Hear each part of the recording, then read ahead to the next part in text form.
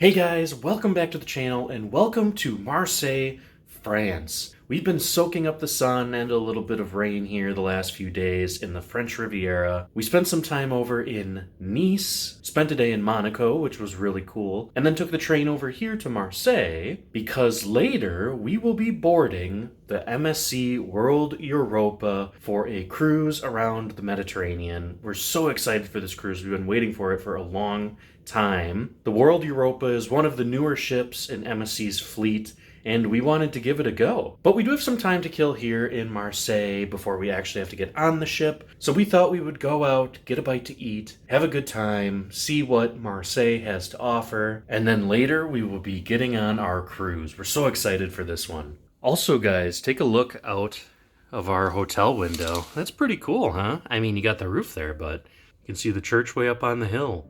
Marseille is a very beautiful city.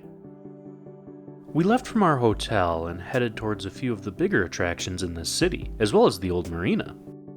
It was relatively late in the afternoon, so many of these attractions were closed, but we still wanted to experience everything we could in our limited time here. First, we headed up to one of the hills of the city to the old Charity Center, a rather impressive structure. This building has 4 arcaded galleries that surround a central courtyard and a large domed building. The Charity Center was built in the 17th century as an almshouse for the poor, and it housed several families and gave jobs to many of the poor and dispossessed of the city, a nice alternative to just being expelled from town or jailed, which the city had previously done. This building is now open to the public and houses an archaeological museum, art museum, research center, library, academic training center, and temporary art and cultural exhibits. Basically, it's become a cultural hub. It was actually a very nice and quiet place to spend some time. Access to the building itself is free, and you can get into all of the permanent collections too. However, you do have to pay a small fee to see all of the temporary art and cultural exhibits. When we left here, we headed over to one of the most prominent features of the city, Fort Saint-Jean. To get there, we had to pass the beautiful Marseille Cathedral, which was completed in the 19th century in a very unique Romanesque Byzantine style.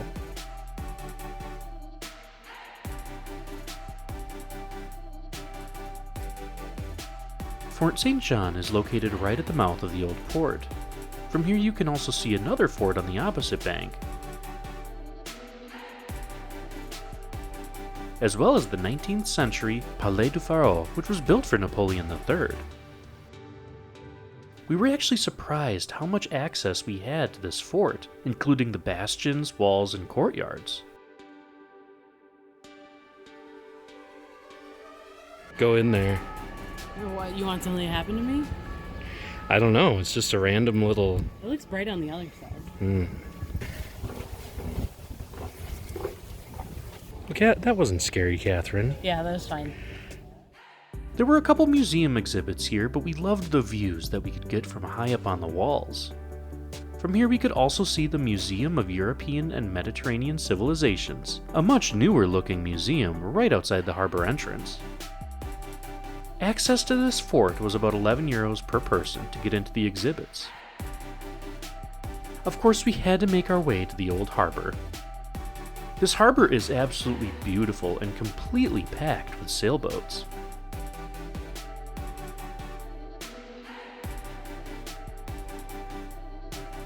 Here we got some great views and a little bite to eat. Catherine even decided to go with the beef tartare, while I preferred my beef cooked in steak form. The meals were great, and with that we called it a day and headed back to the hotel, excited for our cruise tomorrow. Alright guys, we are back from breakfast now, and now we're just packing up, getting ready to go. Super excited about this. One thing we will say, we went out in Marseille, and it's a very beautiful city in certain areas, but it's kind of sketchy in others. I mean, we've been to Paris and Rome where there's high rates of crime and pickpocketing and things like that. Marseille, we definitely heard there was some crime here. This is probably the only city we've been in where we've actually felt in certain areas a little bit not unsafe, but a little bit unsettled, we'll say. Some sketchy people walking around, things like that. You'll find that probably in every major city, so Just make sure you keep your valuables close, use zippers with pockets, things like that, crossbody bags instead of big bulky backpacks that they can get into, because they can get into your backpacks, believe it or not. We actually had a family member who was in Rome with us, and in a crowd they managed to go into her backpack, unzip it, into her backpack, take her wallet, zip it back up. We never knew because it was a big crowd, and they're really good at taking things from you. Even if you think it's not going to happen to you, it could. And what you don't want stolen is your passport, your ID, things like that. Money can sort of be replaced, credit cards can be canceled, but make sure that you keep your passport and other documents very close to your person, know where they are all the time. And then, of course, always be aware of your surroundings. Anyway, that little PSA out of the way, we are going to call ourselves an Uber, get over to the port, and head down to the ship. Super excited. From the center of Marseille, it took about 25 minutes to get to the cruise port, but once we arrived, we started getting a bit nervous about making our embarkation time. The port was absolutely rammed. We were stuck in standstill traffic at the port entrance, and some people were even jumping out of their taxis to walk the rest of the way. Today there were 5 ships in port, including the World Europa, which we were about to embark on, 3 Costa Cruises ships, and one of TUI's German counterparts, the Mein Schiff 1. The Marseille cruise port is actually massive and can hold 6 cruise ships of any size at any one time. Finally, we arrived into the correct terminal to find an obscenely long luggage line that was frankly not moving. Eventually, though, we did get on board. Right, guys, we are on board, finally, the World Europa. We'll give you a cabin tour in a little bit.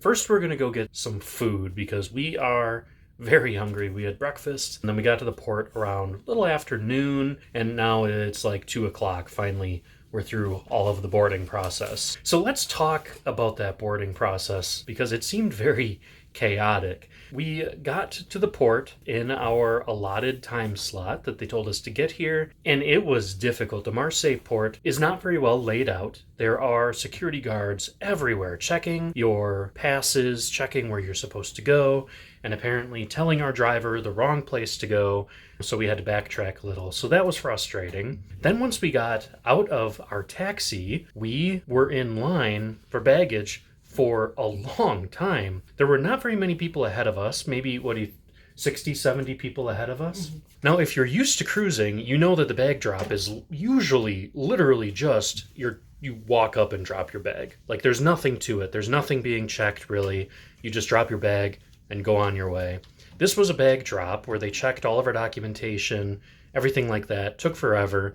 And then we entered into a different room where they actually did our check-in. So we're not quite sure what the point of the first check was, because they also did the exact same check on the second check. If there's something with France, I don't know. Maybe the port authority needs to check our papers first, and then the cruise line checks our papers. Not sure. Another thing is that they had priority lanes. There was a priority line for Diamond members at check-in, but they didn't let us use it. Not sure why, because we are Diamond members, but they didn't let us use it, so we had to get in line with everyone else. So that was a little bit disappointing, but we're not going to let that ruin our day. We are on board. The only thing we have left to do is the safety demonstration. So we already watched the safety video in our room, and at 4:30 they have a safety demonstration down in the theater. So we'll have to go there. Yes, in person. It's not just stopping at your assembly station. They actually have a demonstration of how to put on the life vest, all of that good stuff. So a little bit antiquated way of getting everybody acquainted with the safety features on the ship, but we have to do it. So we'll do that at 4:30. But for now, we are going to head up to a buffet, probably fighting through the throngs of people getting on board today. But we're going to go up to the buffet because we are very hungry. So let's go. The spread actually looked kind of decent. Yeah. What do you got? Some potatoes, roast chicken, some sort of pasta, and bread. Overall, the food up in the buffet today was actually pretty decent. We decided to take a little walk through the ship before getting cleaned up for dinner, and here we found the absolutely stunning atrium area. This area spans nearly half the ship and covers 3 decks.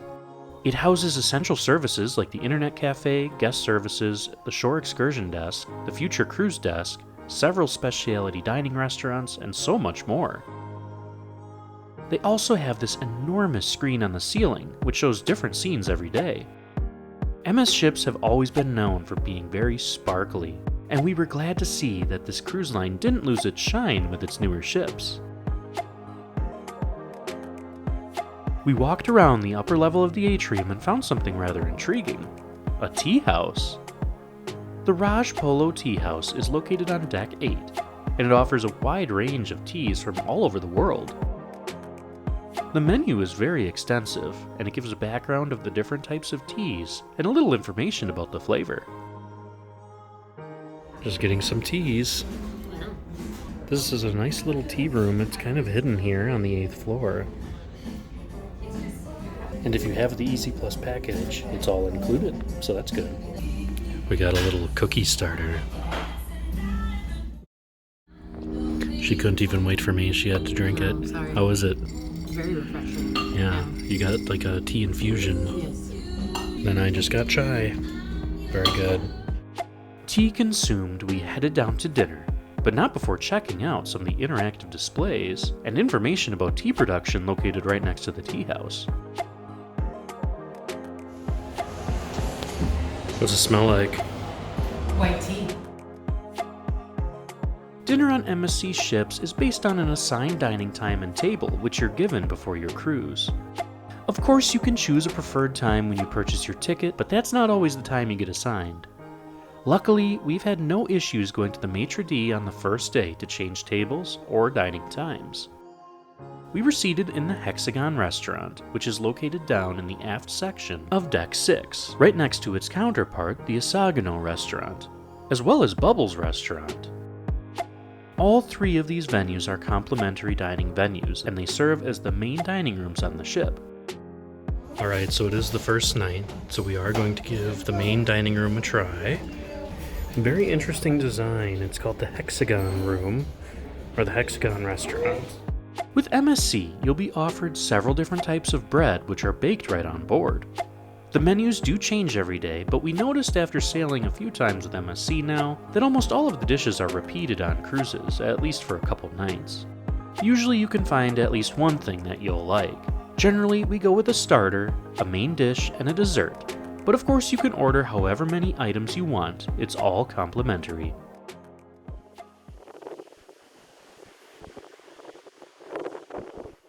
Alright guys, so we have just pulled out of the Port of Marseille, steaming towards Genoa, where we'll be tomorrow. But anyway, we just got back from the main dining room, and if you've seen our videos before, you know kind of how our experience in the main dining room went on the MSC Poesia. It wasn't that great. We were not impressed on the Poesia. One of the biggest critiques that MSC often gets is on their food, particularly in the main dining room. We did also go to the buffet today for lunch, and the food, to be honest, was pretty decent, pretty on par with what we'd get in a buffet on any of the other major cruise lines. But where MSC did not measure up with the other cruise lines was on their main dining room food.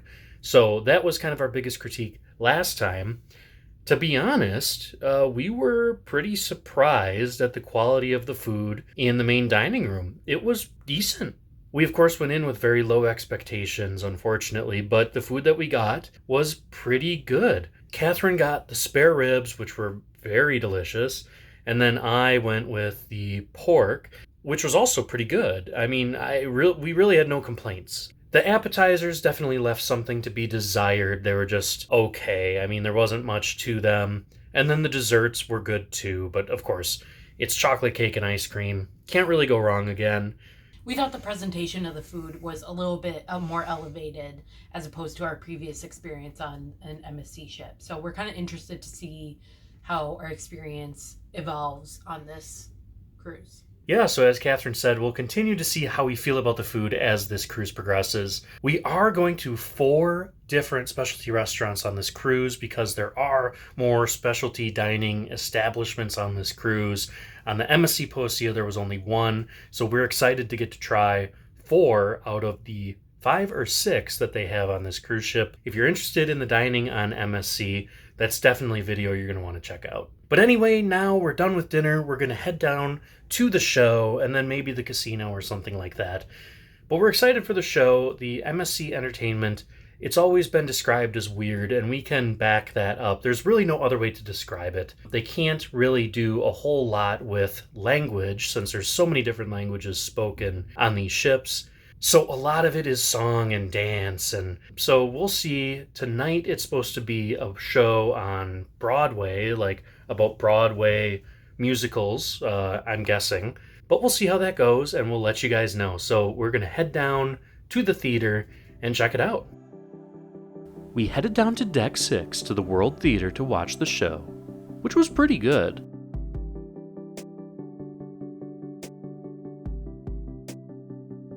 After the show, we were in the mood for a cocktail, but we were also feeling a bit adventurous.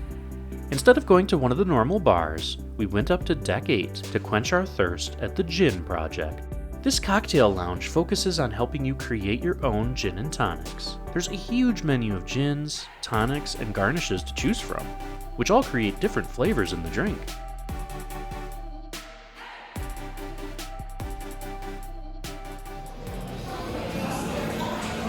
Well, gin and tonic. Yeah, build your own gin and tonic, which is kind of cool. Yeah, you can choose from different gins, different tonic styles. If you like gin, this is the place. Yeah. Catherine's is a lot fruitier than mine. Yeah. They look the same, but they're very different. This venue is also located right above Masters of the Sea, a pub-style venue with its own beer brewing facility. This is such a neat venue. Well, how was it? I enjoyed it. I'm not a big gin and tonic person, but it's kind of fun picking out your gin, picking out your tonic, and then picking out your garnish. It's fun. The workers here help you a lot to determine what kind of taste you want. Yeah. Because if you're not a big gin drinker, you don't really know, do you want herbal, floral, you want a fruity gin? It's difficult, so they're here to help. After enjoying our gin and tonics, we decided to walk across the atrium and take in some Embarkation Day karaoke. We found this in the TV studio and bar. This venue is a relatively intimate setting, and tonight there was some nice mood lighting and of course some very entertaining karaoke. They even had the lyrics on the screen around the room so everyone could join in. We grabbed a couple of drinks and enjoyed ourselves, a great way to end our first night on the World Europa. We'd had a very eventful day, but there was still so much more of this cruise to experience, and so much more of the ship to see. Join us in our next video when we explore the beautiful maritime port of Genoa, get a free bottle of champagne, and eat some of, well, whatever these things are. Thanks for watching this video, and we'll see you in the next one.